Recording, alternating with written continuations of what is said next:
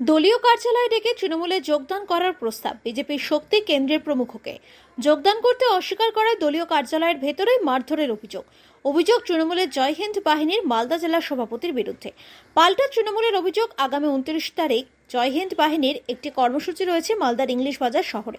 তা বানচাল করতেই ওই বিজেপির বুথ সভাপতি বিজেপির নির্দেশে তাদের কার্যালয়ে ঢুকিয়ে হামলা চালিয়েছে। আক্রান্ত হয়েছে জয় হিন্দ বাহিনীর মালদা জেলার সভাপতি কৃষ্ণ দাস। ঘটনা তদন্ত শুরু করেছে ইংলিশ বাজার থানার পুলিশ। মালদার ইংলিশ বাজার শহরের 8 নম্বর ওয়ার্ড বিজেপি শক্তি কেন্দ্রের প্রমুখ কৌশিক সরকারের অভিযোগ, তাকে ফোন করে জয় হিন্দ বাহিনীর সভাপতি কৃষ্ণ দাস মালদার ইংলিশ বাজারের শহরের বিজি রোডে জয় হিন্দ বাহিনীর কার্যালয়ে ডাকে। আর সেখানে সে বলে 29 তারিখ তাদের একটি সভা রয়েছে, আর সেখানে সে যাতে বিজেপি ছেড়ে তৃণমূলে যোগ দেয়। সে পরিষ্কার জানিয়ে দেয় সে বিজেপি ছেড়ে তৃণমূলে যোগদান করবে না। এরপরে তাকে জয় হিন্দ বাহিনী দলীয় কার্যালয়ের মধ্যে কৃষ্ণ দাস এবং তার অনুগামীরা মারধর করে। এরপর থেকে তিনি আতঙ্কে রয়েছে তার পরিবার। আবার তার উপর হামলা হতে পারে। এর আগেও তার উপর হামলা হয়েছে। স্বামীর উপর হামলায় আতঙ্কিত ওই বিজেপি কর্মীর স্ত্রী। ইংলিশ বাজার থানায় অভিযোগ জানিয়েছে কৌশিক সরকার। পাল্টা কৃষ্ণ দাসের অভিযোগ, এই ছেলেটি হঠাৎ আমার কার্যালয়ে এসে হাজির হয়। আগে মাঝে মধ্যে আসতো, আমি জানতাম না ও বিজেপি করে। এসেই আমাকে অসভ্য ভাষায় গালাগালি শুরু করে, আমার উপর হামলা চালায়, আমার কার্যালয় ভাঙচুর চালায়। আমি আক্রান্ত হয়েছি, সমস্ত ঘটনা পুলিশকে জানিয়েছি। আর এই ঘটনা নিয়ে শুরু হয়েছে রাজনৈতিক চর্চা। বিজেপি দক্ষিণ মালদা সাংগঠনিক জেলার মুখপাত্র অমলান ভাদুরী বলেন, বিধানসভা ভোটের আগে বিজেপি কর্মীদের তৃণমূলে যোগদানের চেষ্টা করছে তৃণমূল, আর তাতে অস্বীকার করাতে এই হামলা হয়েছে। অবিলম্বে পুলিশকে ব্যবস্থা নিতে হবে, না হলে আমরা পথে নামব। পাল্টা জেলা তৃণমূলের মুখপাত্র শুভময় বসু বলেন, আমাদের দলের শাখা সংগঠন জয় হিন্দ বাহিনী সভাপতিকে দলীয় কার্যালয়ে ঢুকে হামলা করেছে বিজেপি। আমরা পুলিশকে বলবো যথাযোগ্য আইনি ব্যবস্থা নিতে। ঘটনা তদন্ত শুরু করেছে ইংলিশ বাজার থানার পুলিশ।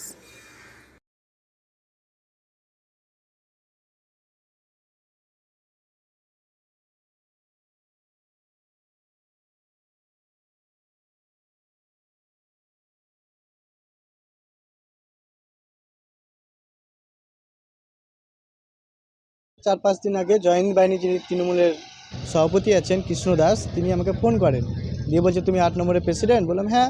বলছে তোমার নাম কি রাজা? বললাম হ্যাঁ আমার নাম রাজা। তো বলছে তুমি আমার সাথে দেখা করো। বলে আমি আপনার সাথে কেন দেখা করতে যাবো, বলুন, যা বলার ফোনে বলুন। বলছে না দেখা করবি না, তুলে নিয়ে আসবো। বললাম হ্যাঁ আপনাদের প্রশাসন আছে, সব আছে, আপনারা আমাকে তুলে নিয়ে আসতেই পারেন। দিয়ে আমি ফোনটা কেটে দিই। তো কালকে আমি অতুল মার্কেটে যাই, এরকম বন্ধুদের সাথে আড্ডা মারি, ওখানে গেছিলাম। তো মোটামুটি 5 মিনিট 6 মিনিটের নাগাদ দেখলাম 6-7 জন আমার উপরে চড়া হলো ওখানেই। দিয়ে আমাকে টানতে টানতে অতুল মার্কেট যিনি জয় হিন্দ বাহিনী পার্টি অফিসটা আছে ওখানে ঢুকে আমাকে বেধড়ক মারধর শুরু করে ওরা। দিয়ে বলে ওদের কোন প্রোগ্রাম আছে, আমাকে তৃণমূলে জয়েন্ট হতে হবে। তারপরে কোনো রকম ওখান থেকে আমি পালিয়ে আসছি।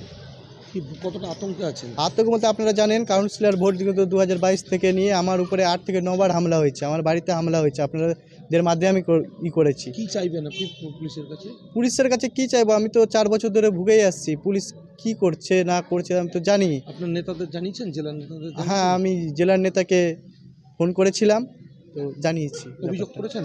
হ্যাঁ অভিযোগ করেছি, আমি এসপি স্যারকে জানিয়েছি, আইসি স্যারকে জানিয়েছি, ইংলিশ বাজার থানায় করেছি।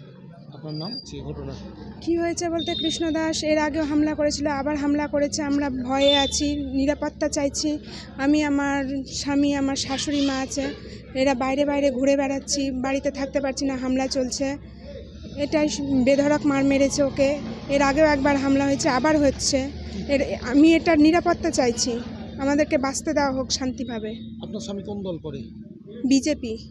সেই কারণেই মারধর হচ্ছে? হ্যাঁ ওই কারণেই মারধর হচ্ছে। ওকে বারবার ওরকমভাবে অফিসে ডাকছে আর বলছে যে তৃণমূলের ঝান্ডা ধরার জন্য। আপনি কি চাইছেন? আমি একটু ভালোভাবে বাঁচতে চাইছি, আমি শান্তি চাইছি। যে যা পার্টি করছে করুক, কিন্তু একটু শান্তি চাইছি, আর কিছুই না। আমি যেন ভালোভাবে শান্তিতে বসবাস করতে পারি, আমি ছোট বাচ্চা নিয়ে। তৃণমূলের এখন দুর্দিন আসেনি যে কোনো ছেলেকে তৃণমূলে নেওয়া যাবে, বিশেষ করে বিজেপি। ওই ছেলেটা আমার কাছে আসতো, যেহেতু আমি জানতাম না যে বিজেপি করে। মাঝে মধ্যে ওকে সহযোগিতা করতাম, ঠিক আছে, মাঝে মধ্যে সহযোগিতা, আমি জানতাম না আমি বিজেপি করে।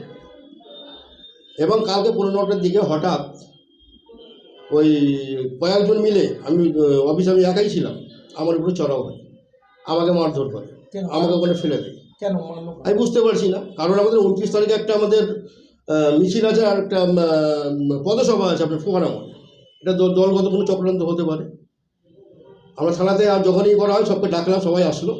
সঙ্গে সঙ্গে থানাতে আমরা একটা জিডি করলাম, প্যাডে লেগে আমি পাঠিয়ে দিলাম, আইসি সাহেবের সাথে কথা বললাম। এটাই হচ্ছে ব্যাপার।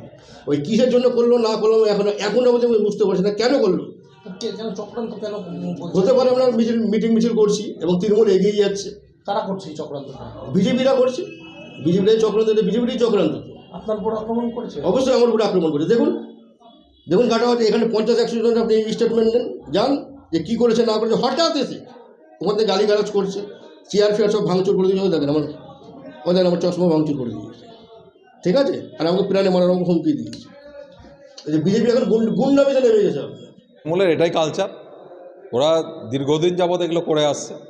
নিজেদের সংগঠন গোষ্ঠীদ্বন্দ্বে জরাজীর্ণ, অন্য দলের বিজেপি, অন্য দলের যারা বিরোধী আছে, তাদের যারা লোকাল স্থানীয় নেতৃত্ব আছে, যারা কার্যকর্তা, যারা পার্টিকে ভালোবাসে, তাদের উপরে অত্যাচার করছে, তাদেরকে জোর করে দলে নেওয়ার চেষ্টা করছে। এটা তৃণমূলের কালচার। আমরা এর বিরুদ্ধে আন্দোলন করব, আমরা এর বিরুদ্ধে লড়ব। এই ঘটনাকে আমরা সহজে ছাড়ব না। আমাদের কাছে যতদূর খবর এসছে, আমাদের ওই জয় হিন্দের সভাপতি কৃষ্ণর উপরে একটা হামলা হয়েছে এবং যারা হামলা করেছে তারা বিজেপি।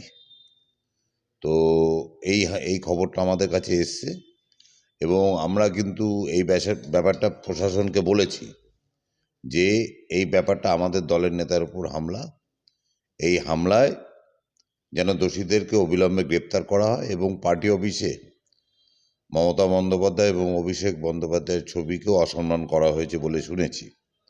এটা হলে কিন্তু তৃণমূল ছেড়ে কথা বলবে না।